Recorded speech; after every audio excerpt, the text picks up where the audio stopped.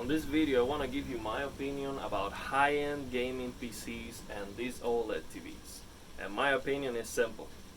These OLED TVs are a must if you're spending over $2,000 on a gaming PC, in my opinion.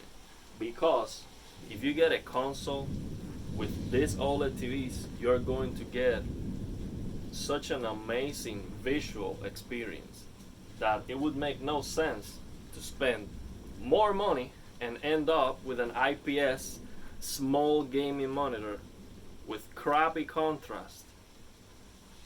And it just makes no sense. So here's the situation. I have a friend of mine that he builds gaming PCs, and from time to time he calls me or he sends me a picture and say, hey, I have a question, what do you think about this or that? So he tells me, hey, I have a client just bought this EVGA 3080 Ti this thick with 3 power connectors, and he got a 1600 watt power supply. That's completely overkill. Well, that's okay. He got a case, so he just want to upgrade his build and put that on the new case. And I said, okay, well, send me the picture. So the motherboard was like from Intel 3rd generation. So the CPU was at best a 3770. So it was water cooled and all of that. But I tell him, you have to sell that computer and you have to get a brand new build around that GPU, because that makes no sense. You cannot upgrade that system because it's just too old for that GPU. So then he goes out of budget for that build, because he has to get new motherboard, CPU. So he's going to end up spending more than $3,000, and still now he needs a display.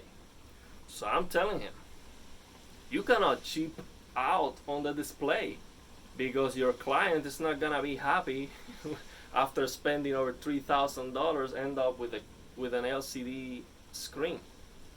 So you have to sit down with the client and explain, we have to go hard, because that GPU is not cheap. So you don't spend $1,300 or more on a GPU and you go and pair that with a $300-400 IPS monitor. That's nonsense.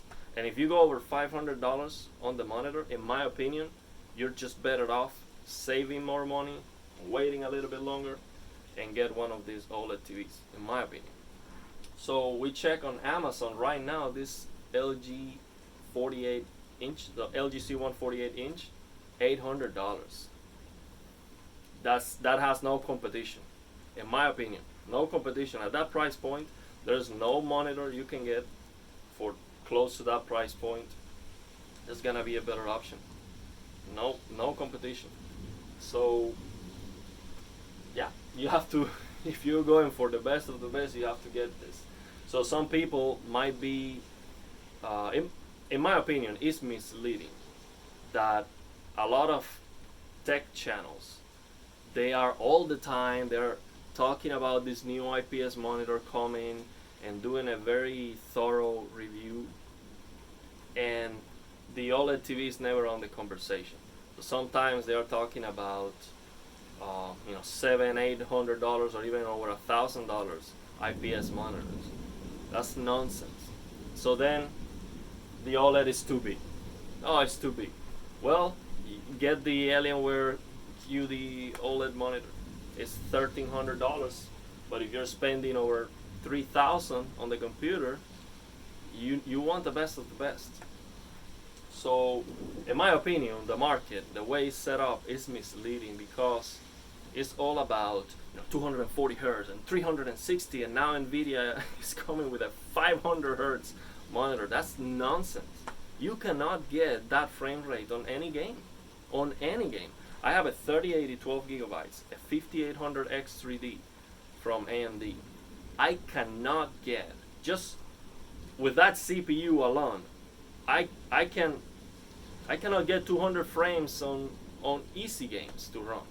On Fortnite, for example, I max out all the settings on Fortnite, and I cannot get a rock solid 100 frames. I cannot with a 5800 X3D. So no matter if I lower the resolution, it's CPU bound. So that's nonsense. So Are you going to spend that kind of money to play with low settings, low resolution, crappy contrast with an LCD screen? That's nonsense. For example, this HLG setting is a lot more impactful. It makes a lot more difference than just maxing out the graphic fidelity. Like if you have an SDR game, that HLG is like a god tier upgrade, and it doesn't cost any performance. It doesn't cost any computing power. It's just amazing. So the display, if you care about gaming and visuals and you want the best of the best, you have to spend as much as you can on the display, because that's what you're gonna see ultimately.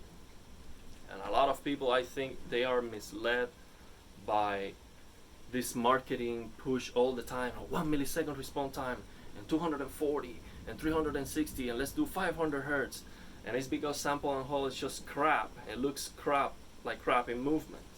So at least this OLED, they have this Motion Pro that I like so much, that gives you an amazing motion resolution.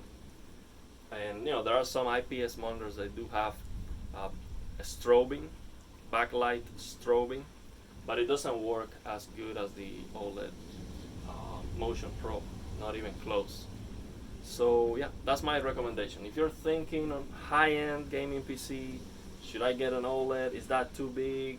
Oh, I want ultra-wide. You can get ultra-wide on the OLED. It's not a problem. You can get 32:9, super ultra-wide if you want. So you just create a custom resolution. And there are some games like, for example, Horizon. You can just change on the settings 21:9 or 32:9, or on Call of Duty, you can also just change that. You don't even need to create a custom resolution. And you're going to get perfect black bars because it's an OLED, so it's not going to bother you at all. So if you want ultra wide, you can get ultra wide here. So if it's too big for your desk, spend more money and get that Alienware monitor. But at $800, the Alienware monitor is $1,300. That's a big, big difference. And the Alienware monitor is not 4K. Okay, it's 3840 by 1440. So it's like having this TV in 21:9. So yes, this would still be my recommendation. That Alienware monitor, I saw a review from Hardware Unbox, and it's a little bit noisy. So it has fans that they kick in, and it makes noise. So for me, that's a deal breaker.